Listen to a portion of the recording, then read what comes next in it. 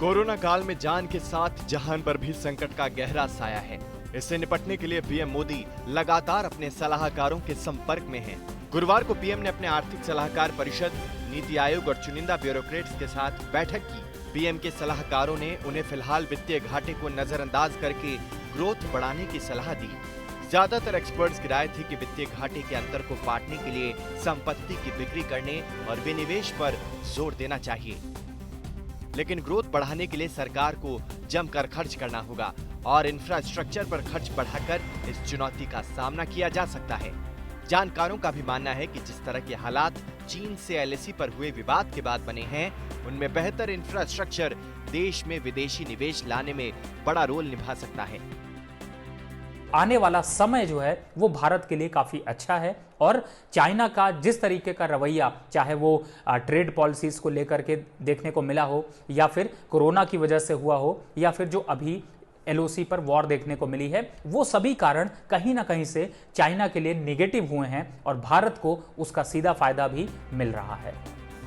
इसके पहले नितिन गडकरी ने भी कहा था कि देश में 50 से 60 लाख करोड़ का विदेशी निवेश आए बिना हालात में सुधार नहीं होगा। जानकारों का दावा है कि चीन की तरफ तमाम देशों की बेरुखी इस विदेशी निवेश को लुभाने का अच्छा मौका है।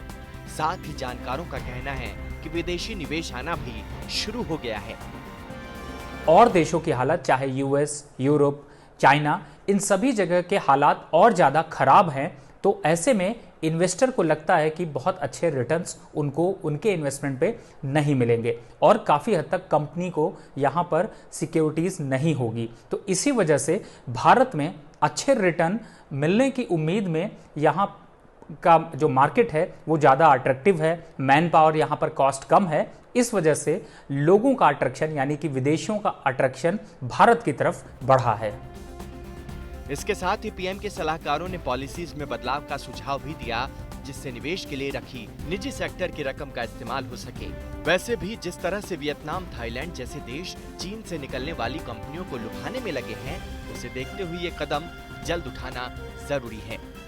कंपटीशन में यहाँ पर वियतनाम, यूरोप, सिंगापुर ये भी कंट्रीज हैं जो कि चाइना की बहुत सी कंपनीज को अपने यहाँ पे हेड ऑफिस के खोलने के लिए प्रेरित कर रही हैं। लेकिन फिलहाल भारत ने यहाँ पर स्टेट वाइज भी काफ़ी अच्छी पॉलिसीज बनाई हैं और बाहरी जो कंपनीज हैं उनके सामने अच्छे ऑफर, अच्छे इंफ्रास्ट्रक्चर और अच्छी सुविधाओं का ऑफर दिया है, जिसकी वजह से अब भारत ऐसी जगह बन गया है जहां पर विदेशी कंपनी जो हैं वो अब भारत में अपना ऑफिस खोलने के लिए बाध्य हैं। जाहिर है चीन की अर्थव्यवस्था बीती तिमाही में फिर से बढ़त के रास्ते पर आ गई है। इसकी बड़ी वजह कोरोना को कंट्रोल करना रहा है।